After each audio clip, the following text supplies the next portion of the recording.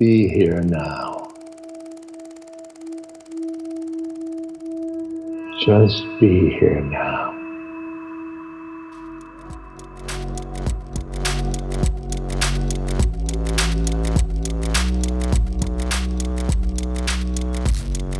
Welcome to the Road Home Podcast with Ethan Nichtern. Join Ethan as he and his guests explore the Buddhist path as it relates to art, culture, activism, politics, Western psychology, and more. If you'd like to support Ethan's podcast, please visit BeHereNowNetwork.com/Ethan.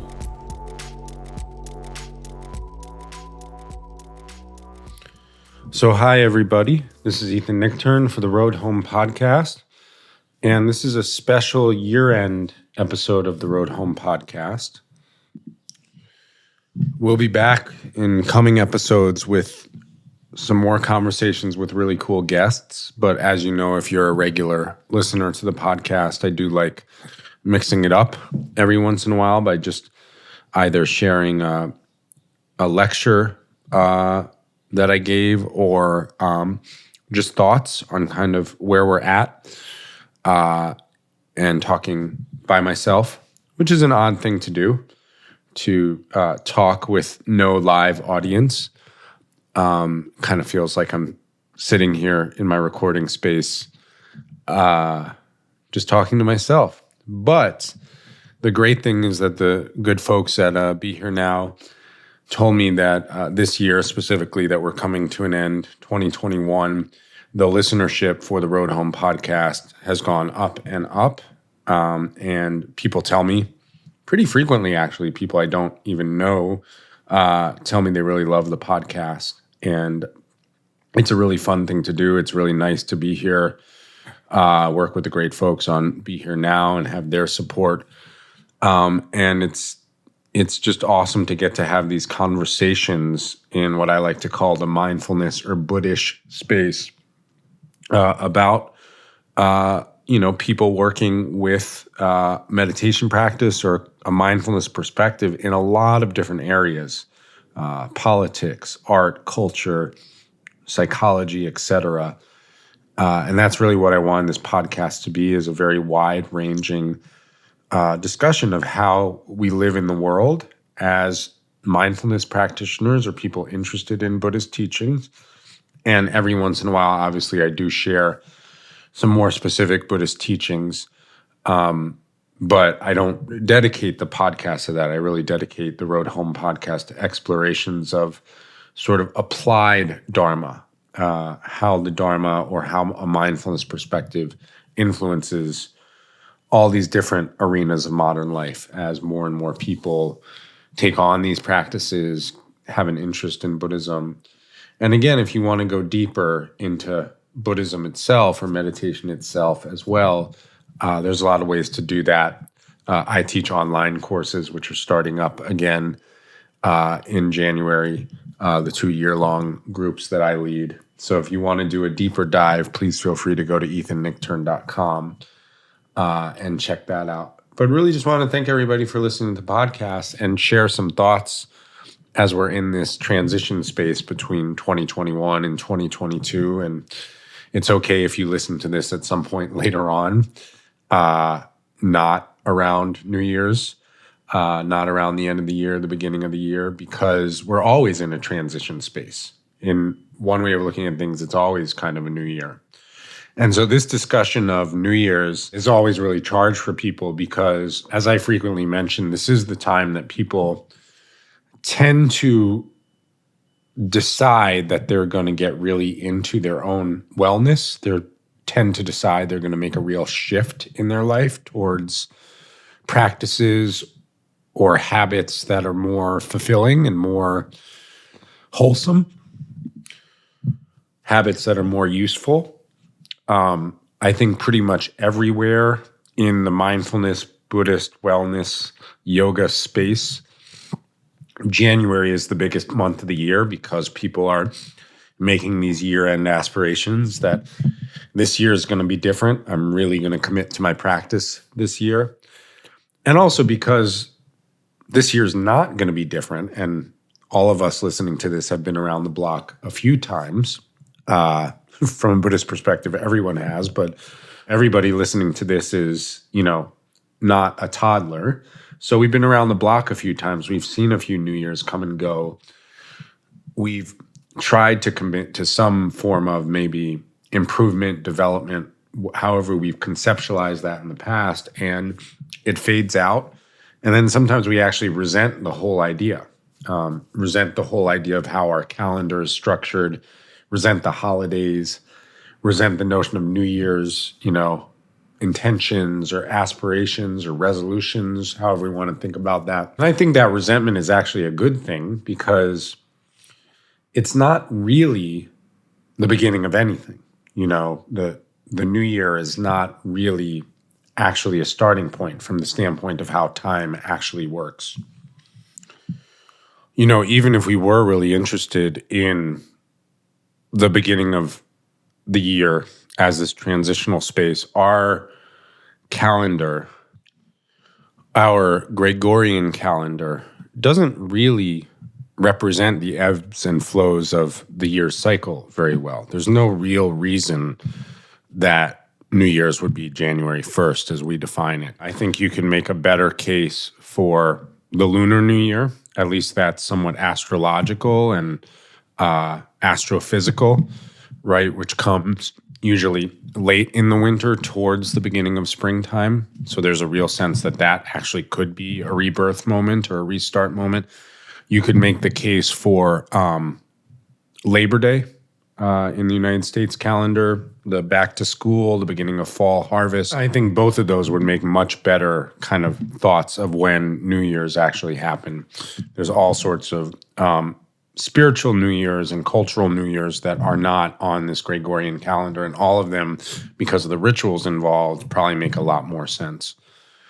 The other reason I think that we get a little bit resentful of this idea of New Year's resolutions, or as I like to think of them, New Year's aspirations, is because there's some realization in us, some intuitive kind of wisdom realization, this is in my humble opinion, that we realize that time as we understand it in these calendar cycles is a little bit illusory. It doesn't have the same level of substance that we often are asked to ascribe to it, right? Linear time, it doesn't quite add up the way we thought it would. And I've been joking with people that we can clearly see that linear time is illusory because it seems to me and to a lot of people that I joke with about this that 2020 was like the longest year in human history. And then it's been followed up by this past year, 2021, which feels like maybe the shortest year in human history. A lot has happened this year. A lot has happened in the world.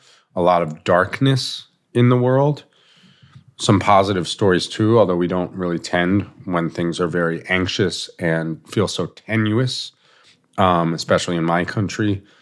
We don't really tend to focus on the positive stories, but a lot has happened. A lot has happened to me personally. A lot has happened in the personal lives of friends and students I work with, et cetera. But it's felt like a very short year. It's gone by incredibly fast, and 2020 felt like it went incredibly slowly. And, all of that is to say that linear time doesn't really exist the way we think it does. And there's a real Buddhist imperative to honor impermanence, honor the kind of urgency of having these short lifespans. A recent guest on this podcast was the best-selling author Oliver Burkeman, who wrote 4,000 Weeks. Really great discussion of time and the finitude of linear time ensued there. So I'd recommend going back and listening to that one if you didn't get to listen to it yet. AOC gave Oliver Burkeman's book a huge shout out on Instagram, which is cool. So I don't know if it made President Barack Obama's list of the best books of the year. I only looked at President Barack Obama's list of the best music that he was listening to of the year, and he's cooler than I am. He would be the coolest millennial in Brooklyn if President Barack Obama were a millennial in Brooklyn. I sometimes wonder if it annoys his daughters when he puts out his annual music of the year lists, like that, sort of like, Dad, you can't listen to the music we listen to vibe. But anyway, that's an aside. So we had a good conversation about time and the nature of time. And it does feel like when we sort of try to make these resolutions to do things all differently, they're kind of both buying into an illusory construct of time, and they're also kind of doomed to fail because change doesn't really happen like that. At the same time, two things I want to say in defense of New Year's resolutions or aspirations is I think a better way to look at time is in cycles.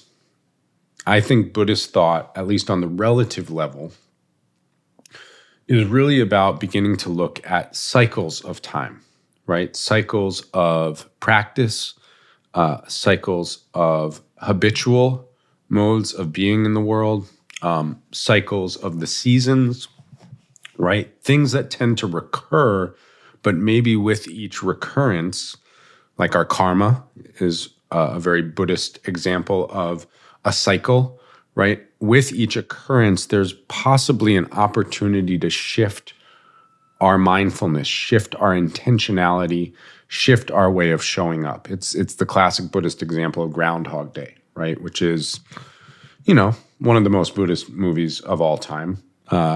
Clearly a more obvious choice than the movie I chose to write about, The Princess Bride. But the idea there is that each year could be a cycle, right? And we cycle through and it has seasons, and we have a chance each time we cycle through to both reflect and set an intentionality. And when you look at the teachings on karma from a Buddhist standpoint, the reflection is very important. The reason reflection after the fact is so important is it's really hard to be present all the time. I don't know if you know this. I've learned this the hard way, that we miss a lot of moments, and we can have a lot of self-judgment for missing moments, especially when we become practitioners. Sometimes I'll wake up, this is the one way I have sort of anxiety in the middle of the night, and I'll wake up at like 1 a.m. and be like, did I really say that yesterday? And even though it's a very anxious moment in some ways that's in my body, and I have developed quite a lot of mindfulness and I have good tools to work with it, there's still this sort of idea that what my body is trying to do and what my brain is trying to do there is reflect on the previous cycle of activity and say, how did I show up? Was that wise speech? Was that helpful? Was that skillful? Was that compassionate? Do I want to do something different the next time a moment arises, right? And so this kind of self-reflection and validation mixed with a kind of positive remorse is a really good practice to engage in, even if your body is waking you up from anxiety. It's a good intentional practice to engage in at the end of any cycle of time, right? To say, okay, what did I intend to do there and how did it go? And how would I like to shift my intentionality in the next cycle? So from this standpoint, it doesn't really matter if our calendar is kind of silly, and it doesn't really matter if linear time has this kind of illusory quality to it. The point is that as long as we have some definition in our mind of cycles of time, we have the opportunity to reflect and set intention. And one reason I think that New Year's resolutions are so love-hated in our world is because there's some inherent acknowledgement of cycles of time, but there's also quite a lot of self-aggression and, dare I say, self-hatred, which we often put into our more confused self-assessment process, right? So we usually go into this mindset when we think about sort of what we want to do differently next year or next whenever, where we say, I sucked this year, I was awful, that was bad, I hurt myself, I hurt others, I'm just bad at this being human thing, I just must not have gotten the memo, my parents never gave me the memo when I was a small child, I learned all the wrong things, and now I'm a grown-up, and I suck. And then we take that mentality. I'm obviously caricaturing and exaggerating it, but actually not that much when you talk to people about how the mind actually thinks and how we actually experience our mind in meditation. It's a lot of self-critical stuff that's pretty close to what I just said. And then we take that same self-aggressive mentality and we apply it to the future. And basically the future then from that self-aggressive mentality is setting an intention out of confusion to get as far from our previous self as we possibly can. I'm not going to be that sucky person anymore. I'm going to figure this out, I'm going to do a cleanse. I'm going to do a physical cleanse. I'm going to do a karmic cleanse. I'm going to do some really intense stuff, Bikram yoga. Let's make it hot. Let's make it spicy. Let's make it ungentle. Let's just torture myself, right? And this cycle of sort of how to step out of confused habitual patterns directly mirrors the life story of the Buddha, where he went into extreme asceticism and did these basically self-torture rituals, right? And we can do that. You may not want to do hot yoga. Not to say there's anything necessarily wrong with hot yoga. It all depends on your view and intention of the practice. Just using that an example of an intense practice. I do gentle yoga every day because mostly I'm just content with the idea that I'm not going to purify that much physically. But we take that sort of intensity in subtler ways, and maybe you just apply it to mindfulness meditation. You're like, I'm going to sit every day. I'm going to sit every damn day, right? Or you apply it to things that are, and I think this is actually really good to have this mentality. You apply that same level of self-aggression to your future desire for how you engage with the world. I'm going to do a lot of service work this year. I'm going to finish writing my novel, or I'm going to finish that artistic project that's going to be of benefit and shown to lots of different people, right? I'm going to, oh my God, the darkness of our political world. I can't even quite call it American democracy anymore because it actually wouldn't actually meet the definition based on how our elections are currently run. But you say, I'm going to get involved in the political situation, right? I'm going to make a difference. I cannot be, I thought once we got rid of that orange guy, Cheeto Mussolini, we would be good. So I kind of took 2021 off, but oh my God, things have only gotten worse. And things have only gotten more obvious, that Donald Trump was not our problem. But we say, I am going to make a difference. I'm going to make an impact, and it's going to be different from how I was last year. And so there's a setting of intention that's based on getting away from ourself, getting away from bad me. And it's really subtle. I would really encourage you to look in your reflection for how a narrative or an embodied feeling of bad me, original badness, original sin, comes up, even if you don't come from a spiritual worldview that has that view. Buddhists completely fall into the trap of original sin, even though we believe in Buddha nature and we believe in basic goodness. I've noticed that Buddhists actually really have a tendency to actually turn Buddha nature into an original sin view. We turn that view against ourselves because the way it works, the way guilt and shame work for Buddhists is something like this. You say, okay, my nature is wisdom. My nature is goodness. And I've been acting like a schmuck, to use half of my family's Yiddish. I've been acting like a schmuck. Therefore, I'm even worse than a sinner because I'm not even in touch with my Buddha nature. I might not even have Buddha nature. I might be the first human who did not have awakened nature, because how could I be this far from wisdom? If I had Buddha nature, why would I be acting this way? Why would I have made these choices this year, right? Why would I have gotten into that relationship? Why would I have been that lazy about my priorities or my practice? So we fall into that trap hard, and every bit as hard as, say, an evangelical Christian could fall into that trap. We just have different language for the trap of bad me. And so we need to find some other way of approaching a shift in intentionality, a reset of intentionality that has some other voice, some other energetic, some other environment to it, right? How do we actually make a shift in a way that actually acknowledges basic goodness?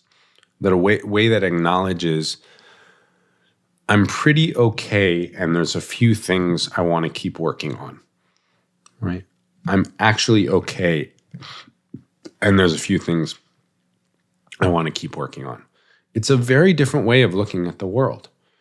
It's what this really famous quote that is attributed to the Zen master Suzuki Roshi, which you may have heard, when he looked around supposedly at all the hippies in the San Francisco Zen Center, who I think struck him as sloppy and perhaps not the most dedicated Zen practitioners in the world in the late 1960s.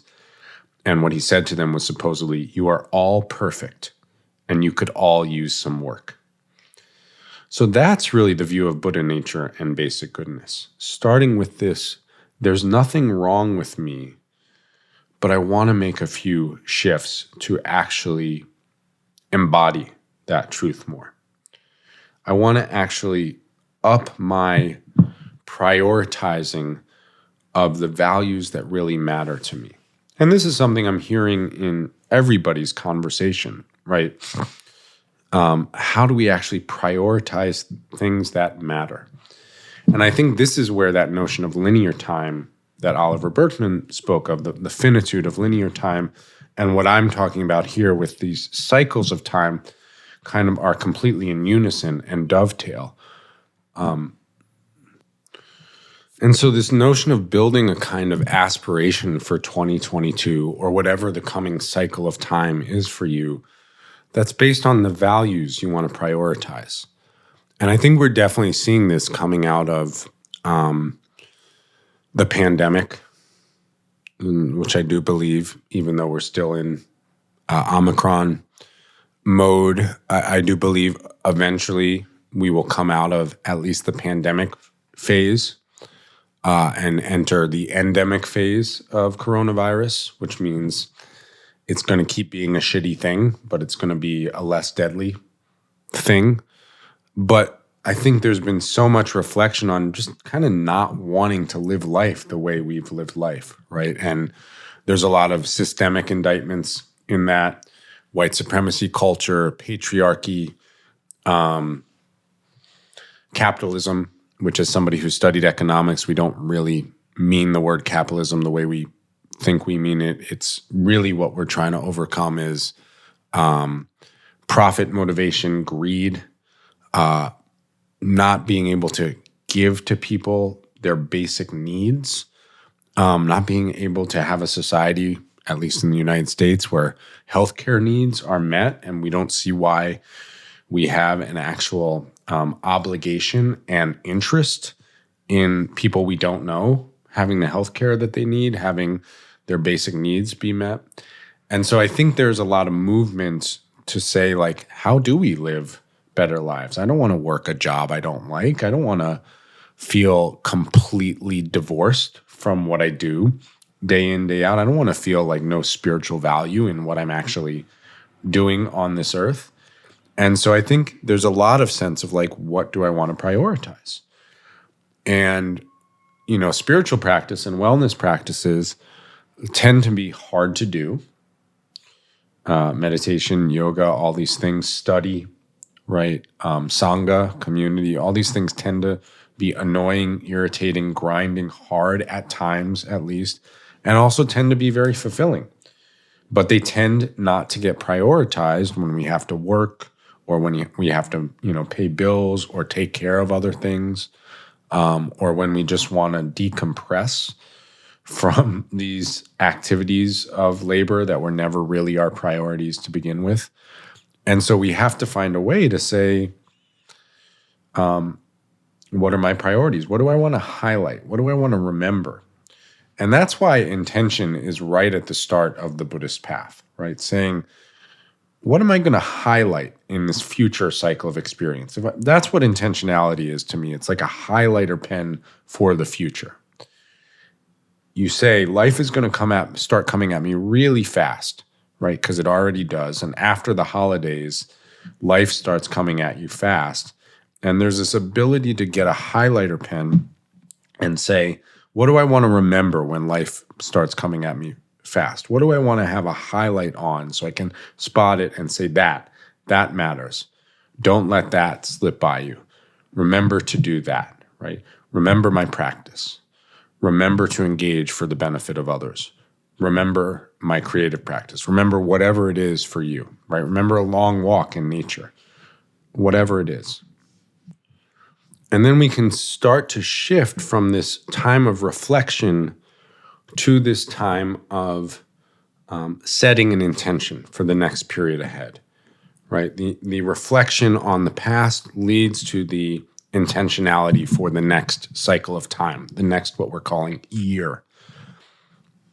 There's one more thing I want to say about setting an intention, an aspiration for your own path or your own work or your own practices, which is, how do we balance thinking about self and others? And this is something I've been thinking about because the highest aspiration in Buddhism is the aspiration to contemplate interdependence, to think about the benefit of more than just oneself, to think about the benefit of others, to think about the benefit of all beings. But actually how that's expressed in the highest bodhisattva teachings is what's called equalizing self and other in our aspiration and our activities. And the idea here actually makes sense more, I think, experientially than it does as a moral imperative, right? From a moral perspective, you could say, well, we should think of others, or you might say morally, well, other people keep screwing me over, so I need to think about myself, right?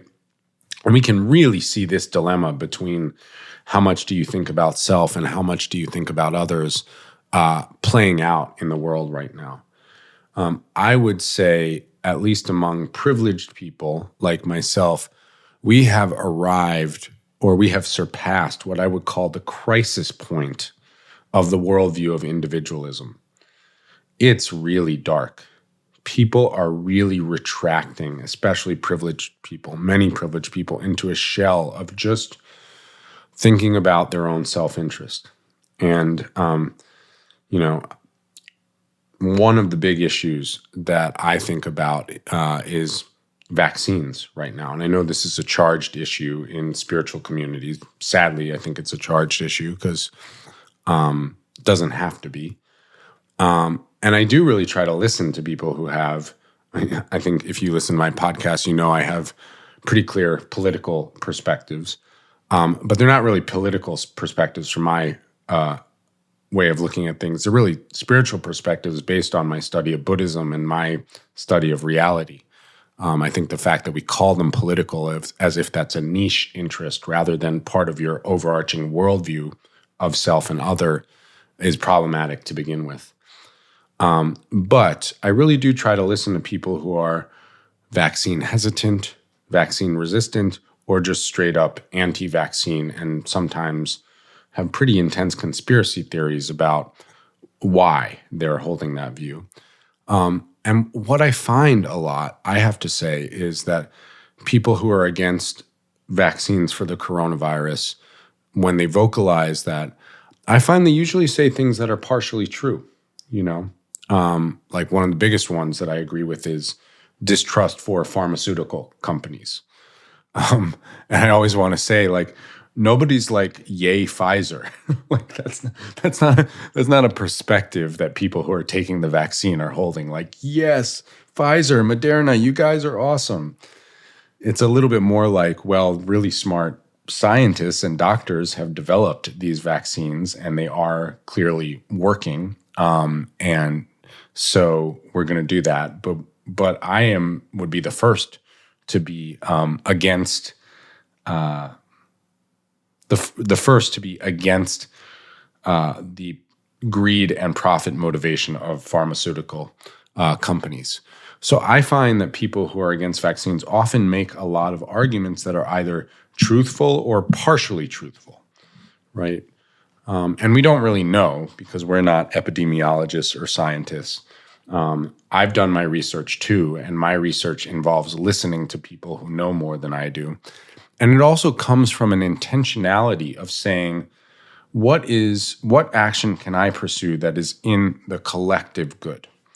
And this is the thing I notice when I am in disagreement with people who are vaccine resistant, is they never structure an argument based on how they came to their decision for the benefit of others.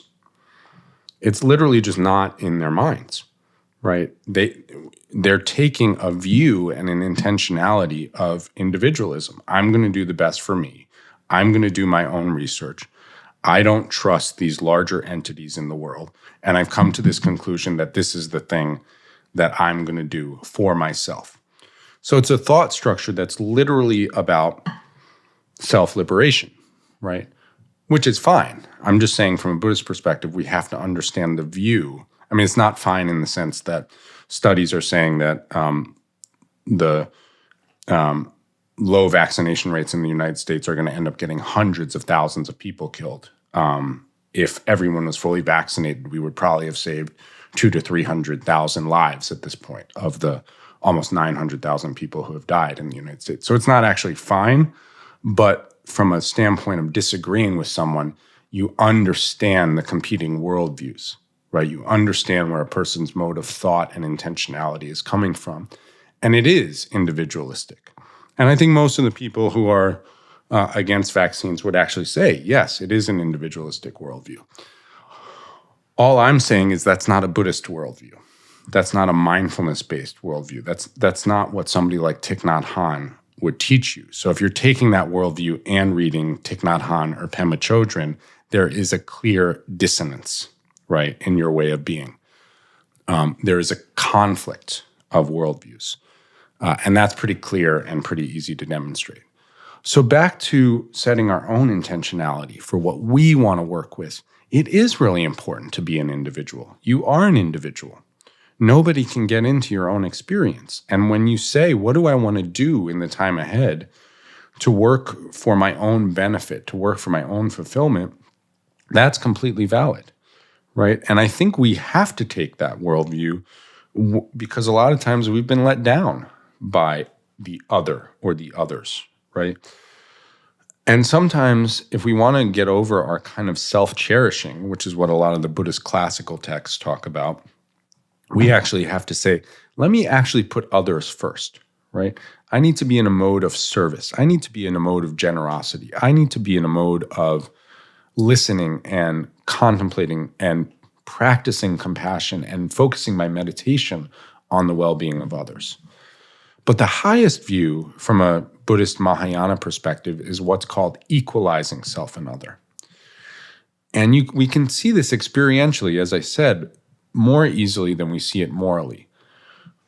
What happens in the mind, in the awareness stream, where self and other are not prioritized particularly, where everything is included as something to generate awareness towards, as something to be present with, as something to be compassionate and loving towards and practice for. The mind in this equalized state becomes truly free because the idea is nothing is excluded, right? If a thought of another's well-being comes up, you tend to that. If a thought of your own well-being comes up, you tend to that. And it can be pretty simple thoughts. It can be pretty like, Ethan needs a bubble bath today, How do we do that, right? It can be a thought of like, this other person I love needs X today. How do I help? How do I create an intention to help them with that? Whatever arises is tended to. It's a truly interdependent perspective, the notion of equalizing self and other. And that's the highest ideal. But we are really in a crisis of individualism. And there's a politically engineered backlash trying to make privileged people feel like these other people are trying to get you to care about those who have been marginalized or oppressed, right? These other people are trying to get you to think, and it's a conspiracy, it's a sham, and you should just do your own research, live your own life, get your own, right? And individualism is about to collapse human society. I hate to speak in such stark terms, but this is really the crisis point that I feel like we're at. And so I would really urge you, as you're setting your own well-being and your intentionality for how you, as the only individual that you can actually tend to directly, how to actually work with that individual in the coming cycle of time, I'd really urge you to contemplate interdependence as you do that, having an effect on a larger system beyond just your own wellness. And also contemplate your social location, right? This is where it actually is important that the person speaking to you is a cisgendered, straight, white male, right? Who has a social location, who has a certain education and certain privilege in the world, a very progressive education. But it's really important to know where we are within the interdependent system. We are not just disembodied individuals. But at the same time, we do have to tend to our individual needs, and we have to practice in a way that begins where we live, which is in our own minds, hearts, and bodies, and then expands outward from there. So this can be really simple. This is a contemplation that I have the students, the private students that I work with directly do at the end of each Gregorian year and the start of a new one, of just reflecting, assessing from a very positive standpoint. Like, what did I do well? What did I do well in the past year? What positive qualities did I develop? And maybe also what obstructions, mental obstructions in Sanskrit are called kleshas, word you might be familiar with. So what kleshas am I struggling with right now? And then what practices in this realm of both self and a larger interdependent collective would I like to engage in the coming year? And make it realistic. You know, if you commit to something, please make it realistic. Make it simple. Make it doable. Don't make it something that you're going to later resent your own failure or the world's failure to let you do that practice. So I'll give you an example.